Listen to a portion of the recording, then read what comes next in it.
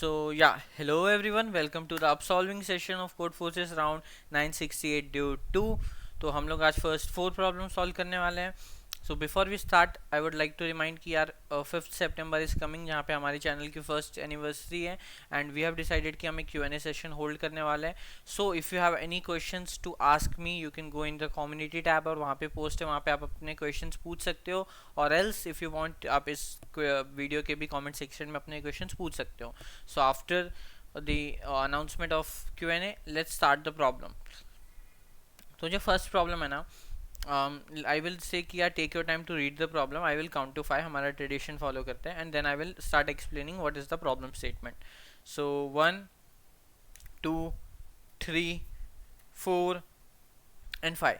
So I hope आपने video को pause किया होगा और प्रॉब्लम स्टेटमेंट रीड कर लिया होगा. इफ़ यस तो मैं प्रॉब्लम स्टेटमेंट एक्सप्लेन कर देता हूँ. What this question is saying is कि आपके पास एक स्ट्रिंग होगी. लेट्स से आपके पास स्ट्रिंग है ABABACDFG कुछ तो है, ठीक है, एक ऐसी स्ट्रिंग है.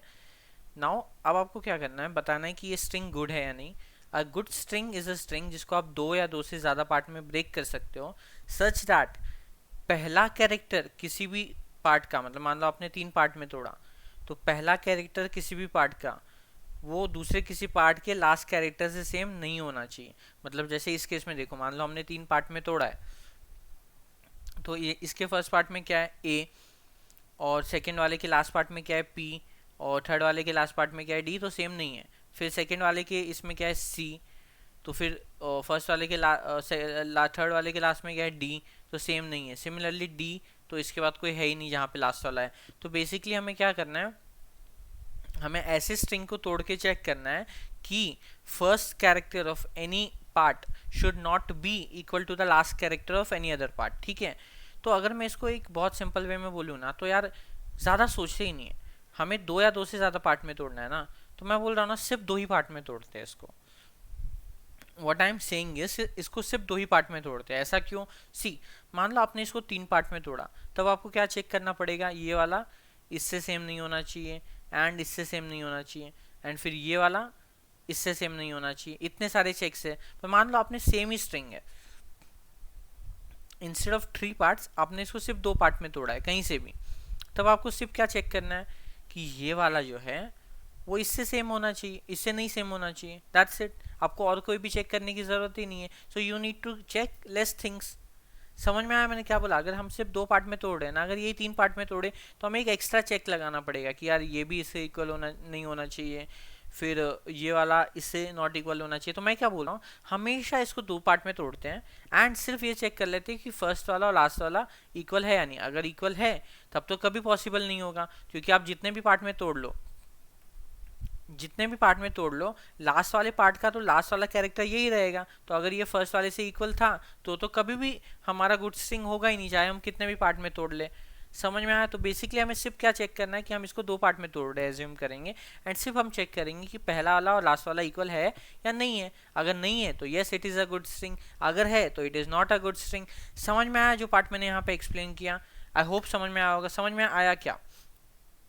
सी, कमेंट में आप लिख के बता सकते हो अगर कोई चीज़ आपको नहीं समझ में आ रही है तो. But I guess it was pretty simple कि यार मैं इसको 2 पार्ट में तोड़ रहा हूँ, फर्स्ट वाला और लास्ट वाला सेम नहीं होना चाहिए, तो चेक कर लो. अगर फर्स्ट वाला लास्ट वाला सेम नहीं है तो येस, अदरवाइज नो. क्योंकि इसको 3 पार्ट में भी तोड़ने से कोई फायदा नहीं है, तीसरे भी पार्ट में तोड़ दोगे तो भी लास्ट वाला तो यही रहेगा. Make sense? उल्टा आपको एक्स्ट्रा चेक्स करने पड़ेंगे.